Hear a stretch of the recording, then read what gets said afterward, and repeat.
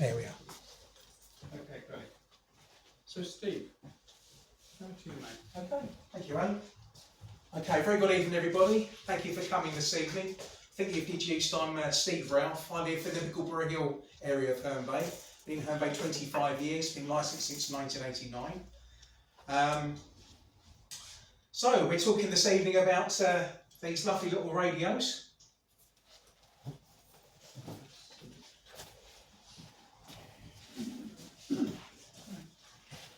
There we go. Right.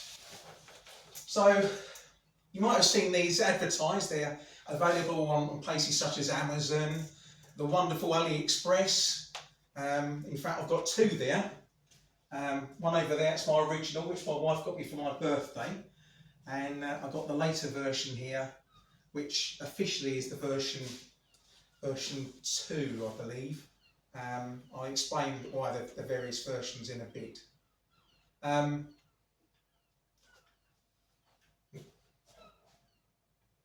Okay, so it's all built around this Si4732 chip.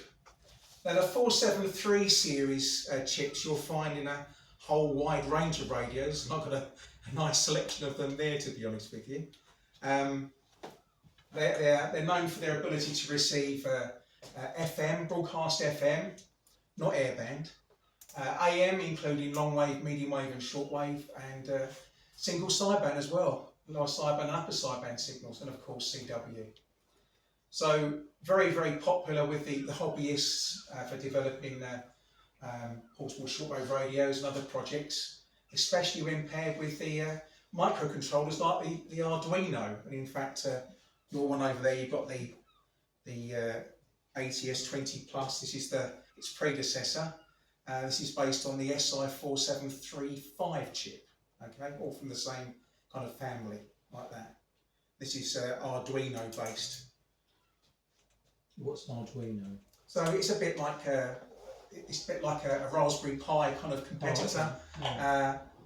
You can use those for running a lot of different things. So there we are. That's that one there. It works very well, but the display could be a bit bigger. Okay. So they can receive, very wide band, as I mentioned, not airband, which some people have been a bit disappointed with. Digital signal processing. I've got the very first commercial DSP receiver there, the DGen DE321. Yeah, the tuning rate is appalling. It's very light, but that was the very first. Stereo FM. FM works beautifully, as does a lot of the others. But yeah, I'd say it's a bit slackish on the tuning there. But that was the very first mass-produced DSP receiver that kind of really started things off. So using DSP to enhance the signal quality, improves the selectivity, the signal to noise ratio, and anti-interference capabilities. So some of these have been described as like a spy radio. So the small size and portability. Right? You can't get much smaller than that, can you really?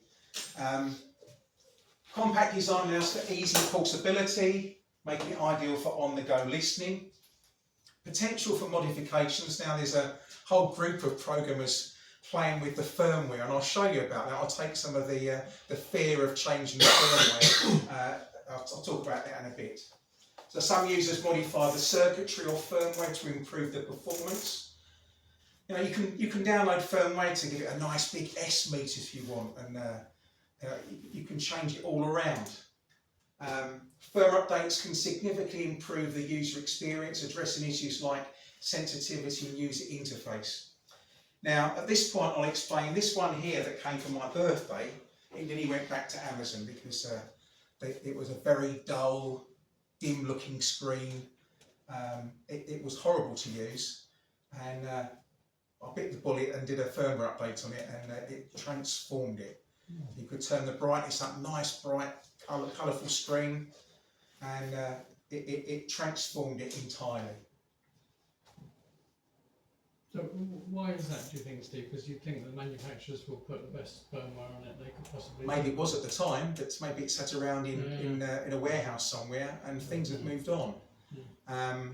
You know, this updated one came with a different firmware. Yeah. Nothing wrong with it, but I wasn't happy, and I've changed it. So there's a whole range of different features. You can tune through the HF bands. It knows like where slow scan TV is, FT8 is. All those things have all been, you know, put into it, and it does a fine job. I use my mobile that's recording the video this evening, and just from the speaker to the mic, just picking it up audibly, no physical connection, and it decodes FT8 and slow scan TV, all that kind of stuff, and it does an admirable job. So the included antenna might be optimal for all situations. They tend to come with the short little whip aerial like that, and I've got a wind up long wire that all kind of goes in a little plastic case that clips on, and again it transforms it. Or they come with these donut antennas, and it doesn't do a bad job, but I've got to say my first model over there, the very first version, came with the telescopic whip that's on and one of these, but it was like a dark blue, and the best thing to use it for is like maybe a coaster. I mean, it was absolutely, there must be something wrong with it. This one is a different beast altogether. Directional, and it very tightly wound coil there in that on that PCB. Okay, so you can play with the antennas. They're generally affordable. You know, you're looking at maybe from AliExpress, £25, like that. Yeah. For what it does, it's a brilliant device. So it offers a good balance between features and price. Maybe a little bit more on Amazon, maybe the £30–35 mark, but still excellent value for something you can tinker with and experiment with the various firmwares. What about battery life? Yeah, so they've all got inbuilt batteries. I'll explain a bit more about the differences here because there is a little technical issue. So that's what it looks like inside if you take one of these radios apart. So there's the microprocessor in the middle there, like that. Now what they've done is they've improved certain aspects of it. It's got a high Z amplifier there for shorter antennas in this later version, like that. The original one over there, which I've got plugged in, I'm going to demonstrate about firmware updates in a second, is the first version. It's got a 3.5mm standard audio jack there. Now the original one didn't have enough oomph to power headphones. Great as a line out, and I've run it with one of those little dongles I got from Amazon, about a £5, which then Bluetooths the audio to a Bluetooth speaker wirelessly. Beautiful, no problem. Or running an external speaker from the line out. But this one here, they've now got a headphone amplifier, so you can actually blow your brains off with headphones plugged in. It works beautifully, like that. Down the bottom is a little LED that will go red when it's charging. I don't know if that's kind of a light from, no, it's fully charged now. But it shows you its charging kind of status, so if it's kind of a light there, you've got a little kind of red light, it's charging. You've got an on-off switch on the side here. If you do take these apart, that's a bit of a thing to keep an eye on. It's a bit of a job to get it all back together and put the little plastic bit onto the switch. And all you've got is just a push controller here, which has got a number of different functions. USB-C for charging and programming, an SMA on the top. So as we've mentioned, you can use a variety of different antennas. So standard SMA on the top, like that. And they've also improved the speaker since the very first ones. These have both got a similar speaker in them. And what it does, I'll turn it on here, turn the switch up. There we are. It's a good signal here. There's radio 2. It's even decoding the RDS. It's got an RDS decoder there, and it'll decode all the RDS text, what's playing, It's all that got provision in there. If I press it in here, it's defaulted to, it's actually come up with BBC Radio 2, and you can see that on there, just on that donut. There's the volume.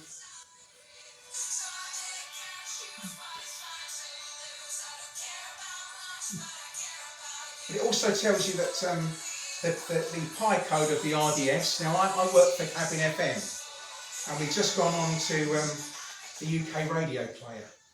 So the UK radio player allows you to listen on your Sky box, your Sky Q, your Sky Stream, your Sky Glass, and I was given this 9-page form to fill in to get us onto the radio player, and it asked what the pi code. I don't know why. What the pi code of our RDS was, and by using one of these, I could tell what it was. Yeah, but you can go in the menu here, and there's also a zoom function. So it actually will come up where the Radio 2 was, what you're changing in the little text on here for the hard of seeing. But there we are. They're very compact. Battery life's pretty good as well. Right, I've got a little video here which to describe a bit more.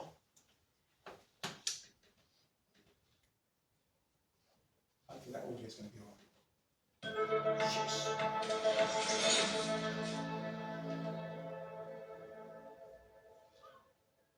Hi guys, and welcome back to another Tech Minds video. Now if you're new here, then welcome. I'm Matt and I cover all things related to radio, especially ham radio and software defined radio. If you're a returning viewer, then welcome back. So this little receiver is kind of incredible, and that's really because of the price. It's based on Si4732 digital CMOS receiver IC. It also uses an ESP32-S3 as the main control unit.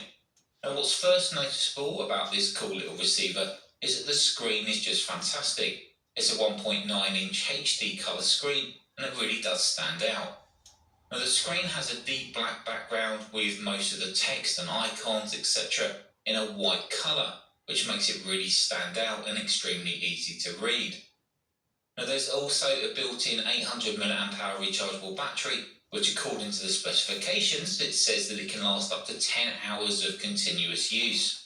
Now it has a USB-C port which is used for charging, and it has a 3.5mm audio output socket which can be used for maybe an external powered speaker or some headphones. There's a power on and off switch on the left side, and next to the brilliant screen there's a rotary control which also acts as a push button. In fact, this control is the only control on the whole radio, but I'll go through how to use this in a moment. It weighs just 54 grams and measures 7 cm by 3 by 1.2 deep, so it's pretty darn small and perfect for just slipping into your pocket. Now on the top there's an SMA socket, which of course is where we can attach an antenna. Now depending on which version you buy, you do get an antenna, which in my case is a small telescopic antenna, and this actually works quite well on the VHF bands. Radio and more on the Radio app. Get the latest travel news at greatesthitsradio.co.uk. So let's talk about the bands or frequencies and modes that this little receiver can support. So this little receiver covers long wave, short wave, medium wave and the HF bands, and the FM broadcast band up at VHF, but only up to 108 MHz. So unfortunately there is no airband support as far as I can tell. Now it can support though AM, FM and sideband, and that's upper and lower sideband as well. When receiving on the FM broadcast band with VHF selected, it will receive in stereo, and also it will decode the RDS and show you on the screen the RDS information. Now to change bands, you just tap the rotary control once and you'll be presented with a list. Now using that rotary controller again, you can then select the new band. Now as we cycle through the different bands, we see the frequency change on the display, and once selected, you can use the rotary controller to change frequency up and down. Now if you want to change the frequency step size, you have to enter the menu, and to access the menu you almost have to double tap that rotary control, and then use the same control to select the step size from the menu. Now lots of other settings are available within the menu, such as AGC, bandwidth control, which can actually go up to 4 kHz on SSB, and you can also enable an attenuator or mute the audio. There's also a seek up and down feature, and this can be used to scan the entire band that's selected automatically. Now it appears that the lowest frequency tuning step while in SSB mode is actually 1 kHz, which is kind of not ideal, and not all stations will be bang on frequency to 1 kHz. So to counteract the tuning being off, you can use the BFO feature, which is also enabled and altered from within the menu. Now this little receiver costs around $35, and it does pack some nice features, especially that screen. Now it does suffer with audio ducking as you're changing frequency, but if you can put up with that, then it's all good, especially for the cheap price. Now I took the receiver outside to see if I could hear anything with the little telescopic antenna, but HF conditions at the time was super bad and I didn't really get to hear much.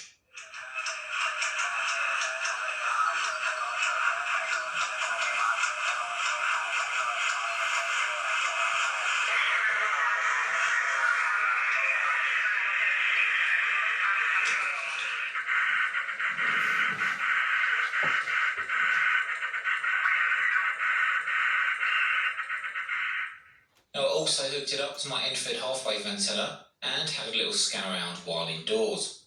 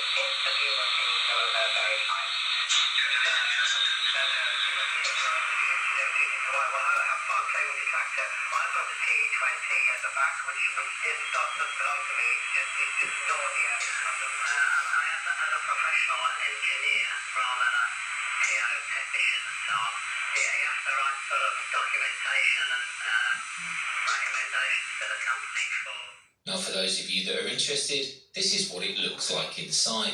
It's one single PCB with an LCD attached to the front.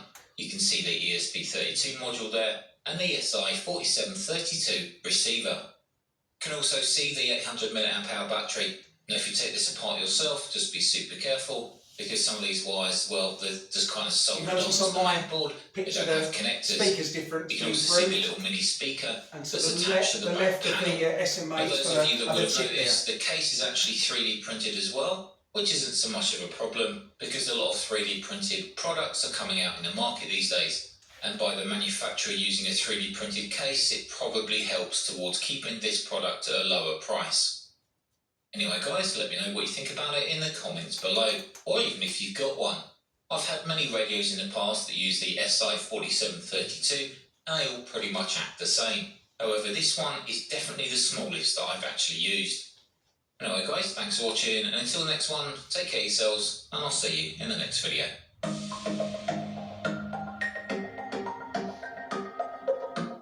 There we are. So as you see, it's very feature packed. Oh, you're going to do that.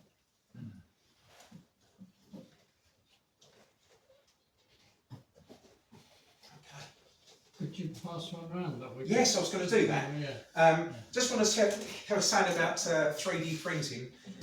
Matt at the Hildeston Club, he's my go-to for 3D printing, and I found a little design for a desk stand. Now the good thing about it is it takes the audio from the speaker, which is round the rear. In fact, I'll put this on.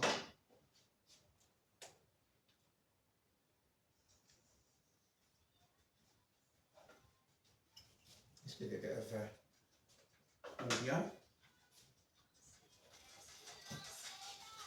So the speaker's around the back there, not ideal when you... This directs the audio out of the front.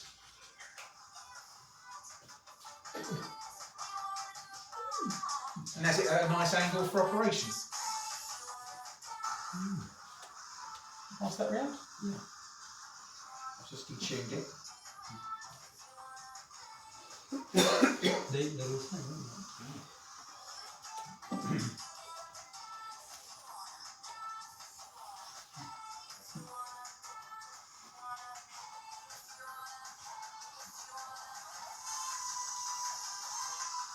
Really about the choice of music.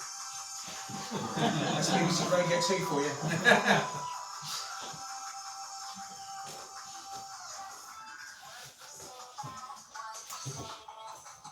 That's amazing, isn't it? Here you go, Brian. Quite a bit, yeah. You think how light it is and portable, and Oh, yeah. maybe a set of headphones on the side. The audio quality is really, really good. Yeah. You can just about get away with it onto headphones with that one, but it hasn't got a headphone amplifier as such. Well, I can see it's lit up, I can't read it. So there is a zoom function that comes up underneath the big frequency figures there, showing you what you're altering in the menu. And I'm going to turn on at the moment. Alan's trying to Yeah, change but- it to his music taste. Alan's intuitively found the volume. Well done, Alan. Well, it was the first thing that came up. There we are. Can you get the file for the print to print the stand up? Yeah, there's a whole range of stuff online, various different designs. But I saw that, I thought, oh, that'd be good, wouldn't it? So Matt said, yeah, a couple of weeks I've got a big backlog. It's always got his printer going. But he did a fine job. Makes an amazing difference, doesn't it? Does, yes. In fact, I've got you might have seen it out there, I've got a little Citroen Ami. It's got a two-seater electric car, and on the wing mirrors there's like a little kind of cover, a bit like you'd have on a bit of flat pack furniture to cover over the bolt on the wing mirror, yeah? And I'm out with my son, dropped off, so I phoned the Citroen dealer up. Yeah, they can get me one with a wing mirror, yeah? So one of the owners did a 3D plan for me, and a big bag of them turned up, and I was supplying other people.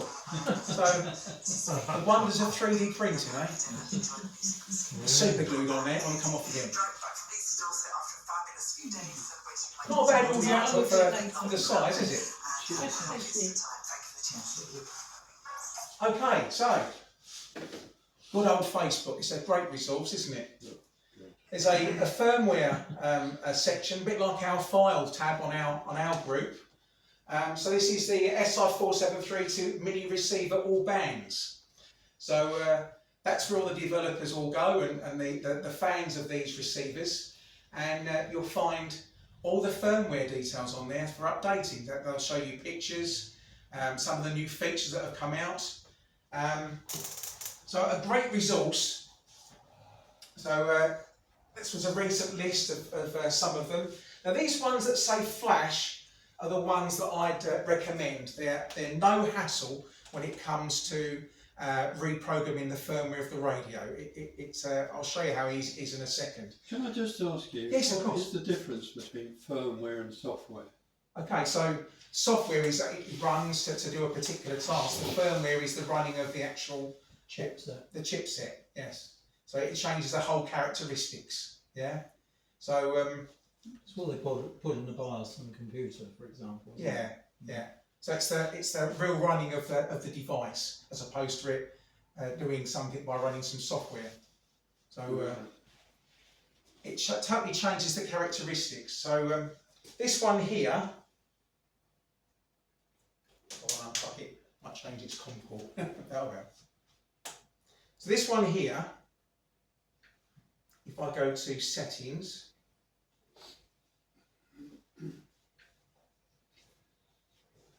and about, so it actually shows you on here, you can probably see it, but it's version 2.23, May the 26th, 2025. So that's the display on there. If I plug it in now, I've downloaded some of those, and the COM port was 4. We need to know the COM port. So by going into the settings of your computer, do it on the search device manager, go to COM ports, and with that turned on and plugged in, it comes supplied with a USB-C, which is plugged into the computer there. it will assign it a COM port. And it's COM port 4. And my last looked. Fingers crossed. Okay. So I go into my file list.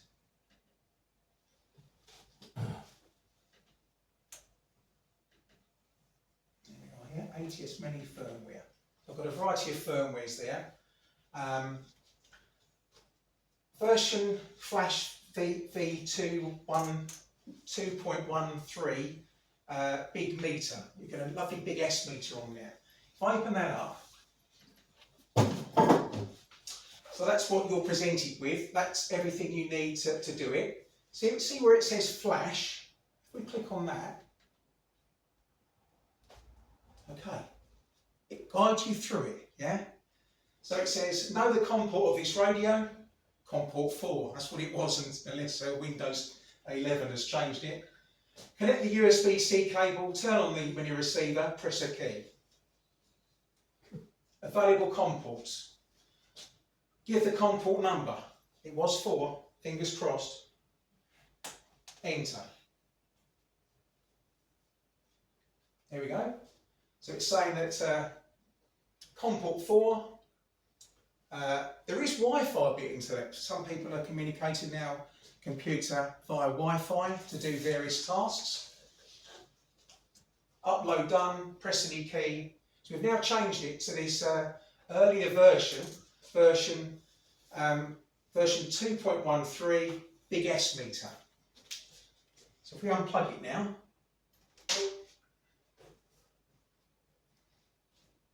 give it a reboot.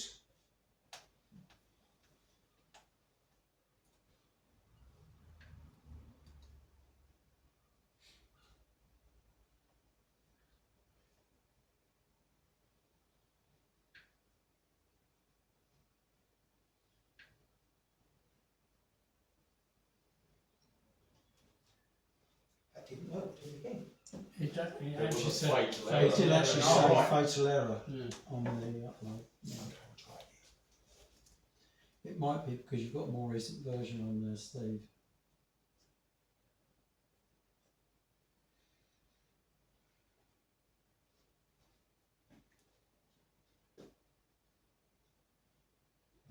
So fatal error. Okay, we'll try the other one.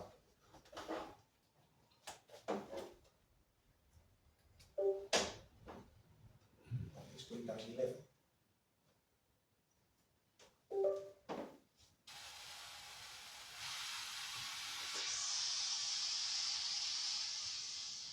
Turn the volume down.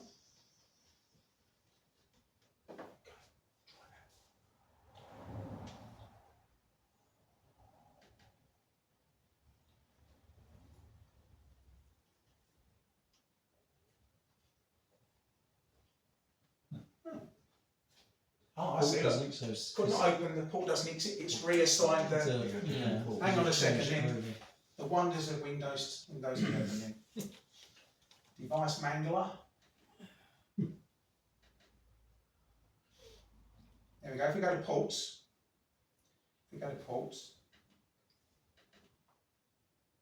COM 3 now. That will be the reason, right. Try that again then.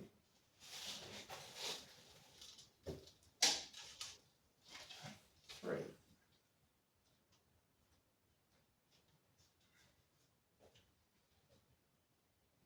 That's looking better, isn't it?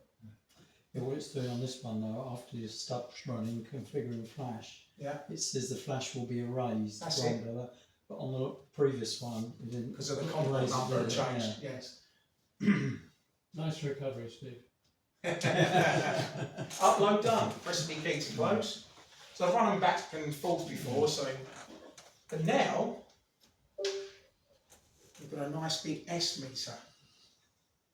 Now we had radio 2 earlier. Sorry, we've got heart now. And it's got a really nice big S meter on there. So you don't have to write any firmware then, you just Just go and download it. What's the ASP tool up there for, Steve? That's above it. It's just, it's part of this application that does the Oh, right. flashing. Oh, okay. I use a different way of doing it, which it's a bit more convoluting, and you've got to put change some of the titles and put things in a particular order. This with finding a flash file like this, just hit the flash once you've ascertained that your computer's on the right COM port. I thought it might change it, and then no hassle like that. Okay.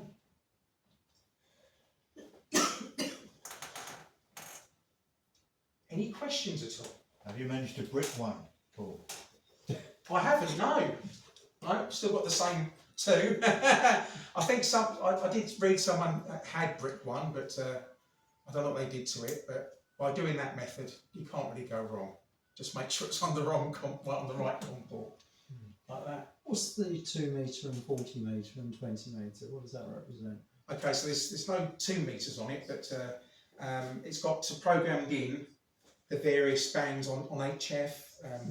It does medium wave, and you can, like Caroline on 648, you can actually widen the bandwidth right up, and it does sound pretty good. I don't know what it's like on here.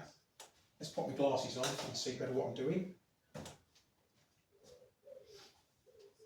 There we are. So there's the various bands on here. CB 10 meters, loading USB, upper sideband there. We go through. So it's got various different medium waves because of the American space and the European spacing. CB, well this is in band, is it? Yeah. Oh, yeah. So that's Caroline 648. I'll give it a bit of volume so you can hear it.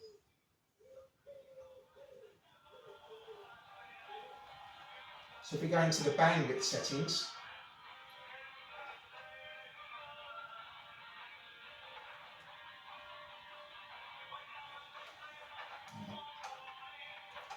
it's on 3 kilohertz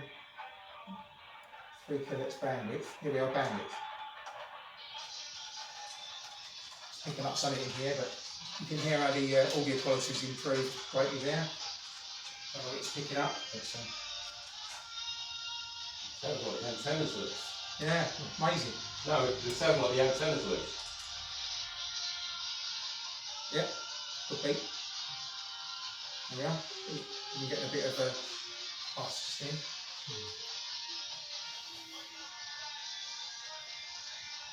Just right in that place. It's amazing for the size. Alright.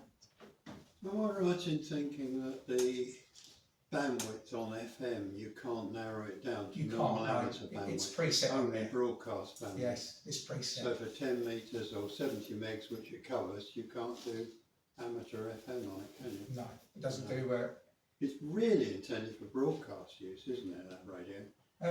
It does pretty well on HF. Well, yes, but it's, as far as I can work out, It's very similar to your ATS. Yeah, well, it is. Yeah.